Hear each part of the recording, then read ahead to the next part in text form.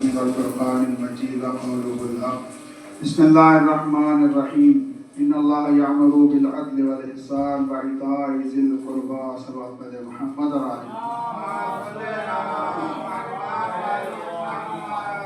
علیہ محترم، جیسا کہ کل ہم نے ایک حدیث پیش کی تھی صلہ رحم اور قطع رحم کے تعلق سے، آج بھی اسی کے زیر ہماری گفتگو ہے۔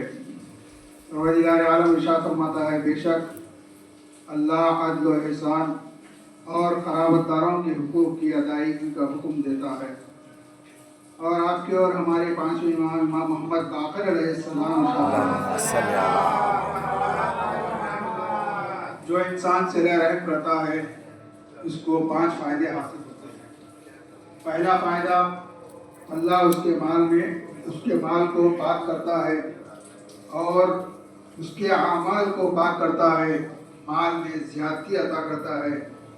اور تیسرا، بلاؤں کو دور کرتا ہے، جب روز قیامت حساب و کتاب ہوگا تو اس کے حساب میں آسانی ہوگی۔ اور پانچواں، اس کی موت میں تاخیر کر دیتا ہے، یعنی زندگی کو بڑھا دیتا ہے۔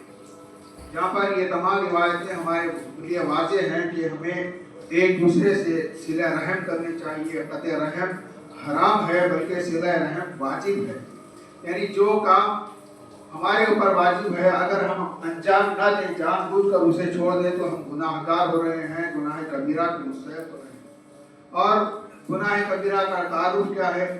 گناہ کبیرہ وہ گناہ کہ جس کی سزا جہنم کے علاوہ کچھ بھی نہیں ہے، یعنی گناہ کبیرہ معاف ہونے والا گناہ نہیں ہے۔ تو ہمیں چاہیے کہ جس طریقے سے روایات میں، احادیث میں زور دیا گیا ہے صلہ رحمی کو، ہمیں بھی اسی پر عمل کرنا چاہیے، بھلے ہی صلہ رحمی ایک سلام کے ذریعے سے کیوں نہ۔ ضروری نہیں ہے کہ آپ اپنا پورا مال اس کو دیں۔ اگر کوئی آپ سے قطع تعلق کر رہا ہے تو آپ بڑھ چڑھ کر اس سے صلہ رحمی کریں۔ ایک شخص پیغمبر کے خدمت میں آیا، کہا یا رسول اللہ، میرے رشتہ دار مجھ سے دور ہو رہے ہیں، قطع رحمی کیے ہوئے ہیں، میں آپ کے پاس آیا ہوں مشورہ کرنے کے لیے، میں کیا کروں؟ تو کیا میں بھی قطع رحمی کروں؟ تو پیغمبر فرماتے ہیں نہیں، ایسا مت کرنا، کیونکہ اگر تم نے ایسا کیا، تم نے بھی قطع رحمی کیا تو پھر اللہ تمہیں تمہارے حال پر چھوڑ دے۔ کہا پر یا رسول اللہ کیا کروں؟ کہا 3 کام کرو، جو کوئی تم سے قطع تعلق کر رہا ہے تم اس سے صلہ رحمی کرو، اور جو تم پر ظلم کر رہا ہے تم اسے بخش دو، اور جو تمہیں محروم کر رہا ہے تم اسے عطا کرتے چلے جاؤ، پھر اللہ تمہارے ساتھ۔ یہ 3 چیزوں پر انسان عمل کر لے تو پھر خدا ہمارے ساتھ ہے۔ اگر جو خدا ہمارے ساتھ ہو تو پھر ہمیں کسی کا خوف نہیں ہوگا۔ یعنی جو قطع رحم کرتا ہے ہم اس سے صلہ رحم کریں، جو ہم پر ظلم کرتا ہے تو جو ظلم ہم پر کیا ہے ہم اس کا جو ہے اللہ کے اوپر چھوڑ دیں تو پھر اللہ اس کا بدلہ ضرور دے گا۔